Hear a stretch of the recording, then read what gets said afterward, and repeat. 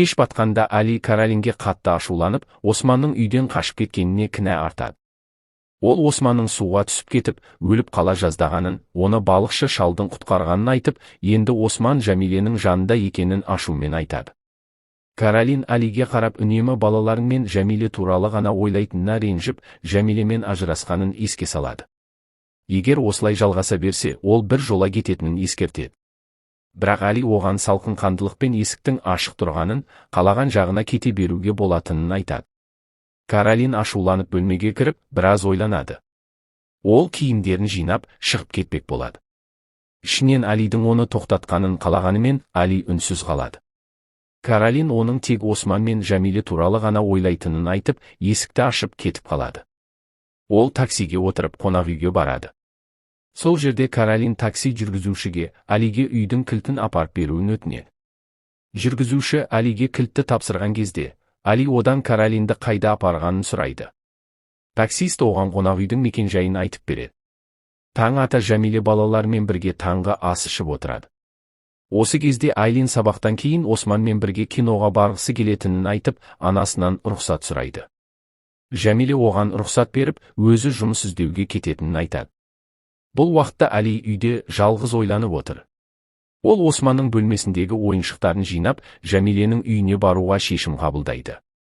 Осы уақытта балықшы шал Жәмиленің үйіне келеді. Ол есікті қағады, бірақ үйде ешкім жоқ болған соң, алып келген бір себет балығын есіктің сыртына іліп кетеді. Жәмиле жұмыс іздеп шайханаға барады. Сол жерде Орхан мырзамен кездесіп, оның фабрикасына жұмысқа тұруға мүмкіндік бар жоғын сұрайды.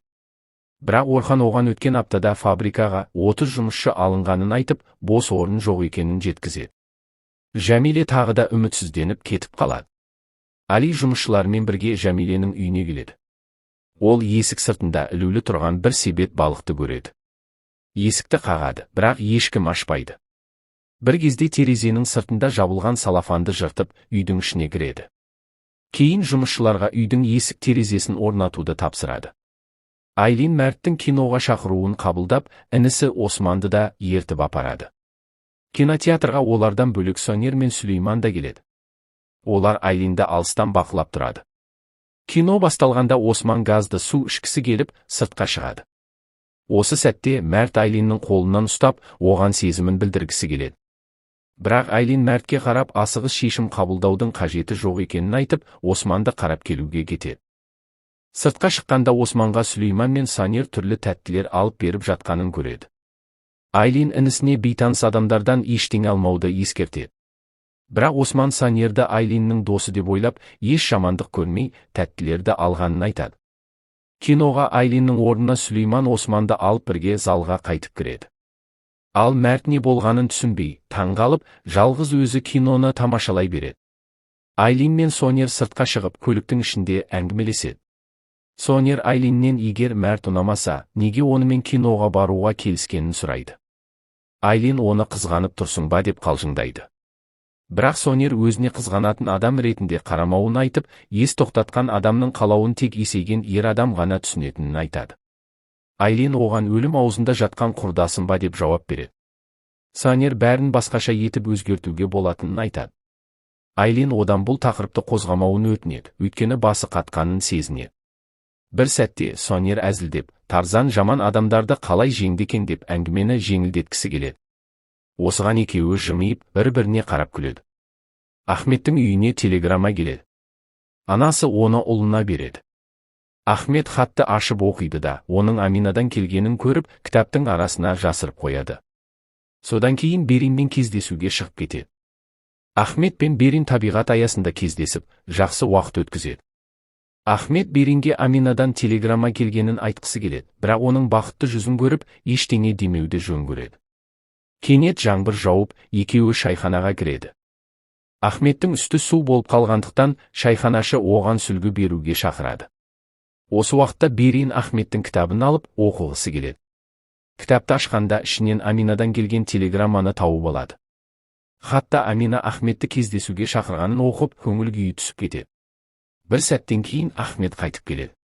Берин одан Аминамен кездесіп жүрсің бе деп сұрайды. Ахмет бұлай емес екенін айтса да, Берин көңілсіз күйде үйіне қайтқысы келетінін айтып, екеуі шайханадан шығып кетеді. Кейін Ахмет Аминамен кездесіп, құшақтасып амандасады. Екеуі шайханаға отырып, ажырасу мәселесін талқылайды. Амина оның мұңайғанын қаламайтынын айтып қоштасып кетеді. Осы кезде алыстан бәрін бақылап тұрған Берин Ахметтің Аминамен кездескенін көріп, қатты ашуланып, үнсіз кетіп қалады. Жәмиле үйге келгенде Әлидің үй маңында жүргенін көріп, одан мұнда не істеп жүргенін сұрайды. Әли оған үйдің терезелері мен сыртқы есігін орнатқанын айтады. Ол бұл үйдің жарты пайызы өзіне тиесілі екенін және өз міндетін орындағанын айтып, Жәмилеге жақсылық жасауға болмайтынын айтады. Жәмиле ашуланып, оның көмегін қажет етпейтінін айтып қарсы жауап береді. Әли оны сабырға шақырып, үйдің есігінің сыртында бір себет балықтың ілулі тұрғанын айтады. Ол соңғы уақытта балықшы шалдың Жәмиле мен балаларға тым көп назар аударып жүргенін айтып күмәнданады. Жәмиле оның бұл сөзіне ашуланып, балықшы шалдың Османды өлімнен құтқарғанын еске салып, орынсыз күмәнданудың қажеті жоқ екенін айтады. Ол Әлиге барып, шалға алғыс айтудың орнына, орынсыз күдік келтірмеу керектігін айтып, оны кінәлайды. Осы уақытта Айлин мен Осман кинодан қайтып келе жатады. Балалар әкелерімен амандасады. Әли Османды көтеріп, көлікке қарай бет алады. Мұны көрген Жәмиле бірден ашуланып, баланы қайда алып бара жатқанын сұрап, оны бермейтінін айтып айғайлайды. Әли көліктен Османның үйдегі ойыншықтары салынған сөмкені шығарып, Жәмилеге қарап, бұл жолы оның қателескенін мойындауы керектігін айтады. Содан кейін жұмысшылармен бірге жүк көлігіне отырып кетіп қалады. Жәмиле үйге кіріп, үстел үстінде тұрған бір себет балықты көреді. Каролин қонақ үйде Әлидің өзін алып кетуін күтіп, жаңа айла ойластырады. Ол қонақ үй қызметшісінен Әлиге қоңырау шалуды сұрап, өзін денсаулық сақтау орталығынан хабарласып тұрған дәрігер ретінде таныстырады. Қызметші Әлиге телефон соғып, Каролиннің жүктілік сараптамасы дайын екенін, оны алып кетуге болатынын айтады. Әли таңданып нәтижесін сұраса да, қызметші оған ақпарат бере алмайтынын айтып, тұтқаны қояды. Қонақ үйде отырған Каролин бұл айласының сәтті шыққанына қуанып, қызметшіге ақшасын береді. Ал аңғал Әли бұған сеніп, Каролинді алып кету үшін қонақ үйге барады. Ол келіп, Каролинді құшақтап, үйіне алып келеді. Үйде Әли Каролинге дәрігерден қоңырау келгенін, жүктілік сараптамасын алып кетуге болатынын айтады. Каролин оған таңғалғандай кейіп танытып, бәрін анықтап алған соң айтпақ болғанын жеткізеді.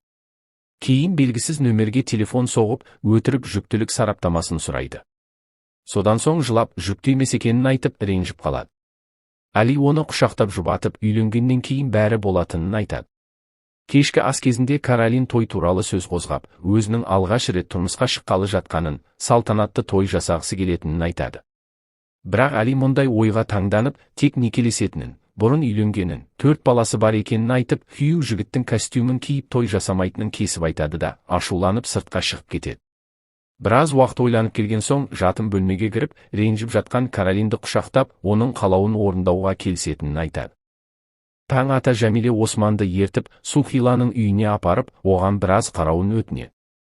Өзі жұмыс іздеуге кететінін айтып, жақын арада қайта келетінін жеткізеді. Ол балықшы шалға барып, үйінің маңында қалдырып кеткен балықтың біразын жегенін, қалғанын қайтарып, ақысын төлеу үшін келгенін айтады.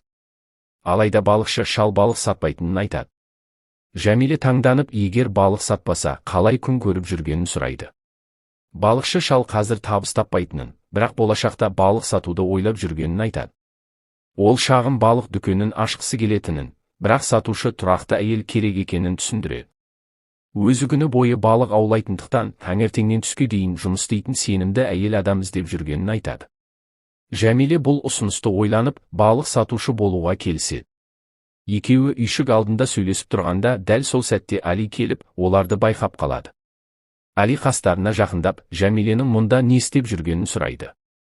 Жәмиле оған өзінің енді оған тәуелді емес екенін айтады. Әли балықшыға Османды құтқарған үшін алғыс айтуға келгенін айтып, Жәмилемен оңаша сөйлескісі келеді. Ол Жәмилеге оны әлі де қызғанатынын, осыншама уақыт бірге тұрған соң бәрін ұмыту оңай еместігін айтады. Жәмилеге қарап елге күлкі болмай жұмыс істемей-ақ үйде отыруды, өзі ақша беріп тұратынын ұсынады. Алайда Жәмиле оның ұсынысын қабылдамайды. Ол Әлидің өмірінен өшірілгенін, ешкімге мұқтаж емес екенін, балаларын да өзі асырай алатынын айтып, сенімді түрде кетіп қалады. Айлин сыныпта жалғыз отырған кезде қасына Месуде келіп, Мертпен кездесуі қалай болғанын сұрайды. Ол Айлиннің Мертті ұнатпағанын байқап қалғанын айтады. Айлин таңданып, оның бұл туралы қайдан білгенін сұрайды. Месуде мұны Мерттің өзі айтқанын жеткізеді. Айлин бәрін түсініп, Месуденің бұл әңгімені бірден Сонерге жеткізгенін сезеді. Бірақ Месуде ештеңені мойындамайды. Айлин оған мұның пайдасы тигенін айтады, өйткені Сонермен ұрсып қалғанымен, осы жағдайдың арқасында татуласқанын және керісінше, Сонердің оған назар аудармағанын айтып, енді ашуланудың қажеті жоқ екенін түсіндіреді. Месуде Айлинді тоқтамай айыптап, оның байлыққа қызығып жүргенін айтып, кінәлай береді. Сонердің ешкімді сүймейтінін, тек көңіл көтеру үшін пайдаланатынын, және мұндай адамдар қалағанын сатып ала алатынын айтады. Айлин мұндай айыптауларға шыдай алмай, өзін ешкім сатып ала алмайтынын айтып, жылап сыныптан шығып кетеді.